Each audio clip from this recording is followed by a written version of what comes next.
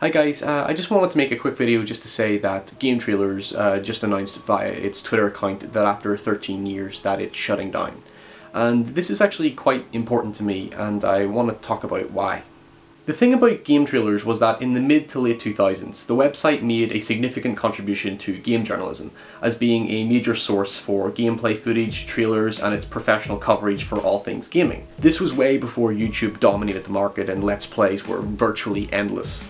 You may not know this, but GameTrailers was in fact my first real experience getting to understand the mass culture behind games, and it's perhaps the main reason that I've been so invested in this industry over the last 9 years. Before 2008, I did play a lot of games, but I wasn't as involved in the game industry, such as the people and companies that produce games, the different markets and divisions of game culture, and even the development process behind games in general. I remember when I first started getting excited about future game releases, specifically Far Cry 2, which brought my attention to GameTrailers back in 2008.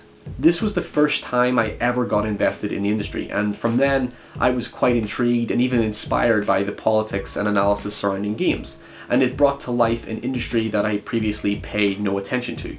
A lot of my style is inspired by Brandon Jones, the founder and voice of GameTrailers.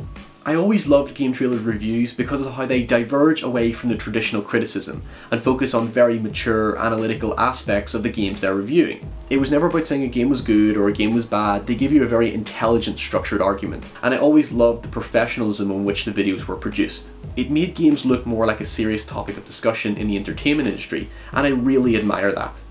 The direction Brandon Jones took with GameTrailers made it stand out amongst other journalistic websites because of how it treated games as a serious business and further solidified the importance of industry analysis and critique. We far too frequently look at games at face value, and there isn't enough focus on the underlying artistry behind game design. I especially hate when a journalist says that a game looks beautiful but can't articulate why, which just shows uninformed ignorance and greatly undermines the integrity and intelligence that industry discussion can be.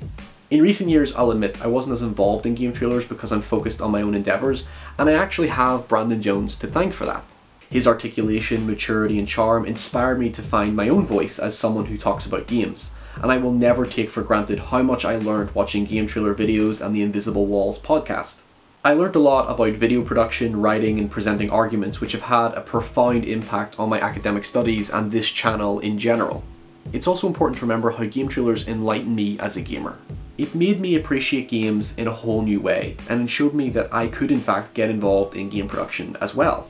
So thank you Brandon, thank you GameTrailers. Good luck, stay safe, and I'm pretty sure I'll see you all very, very shortly.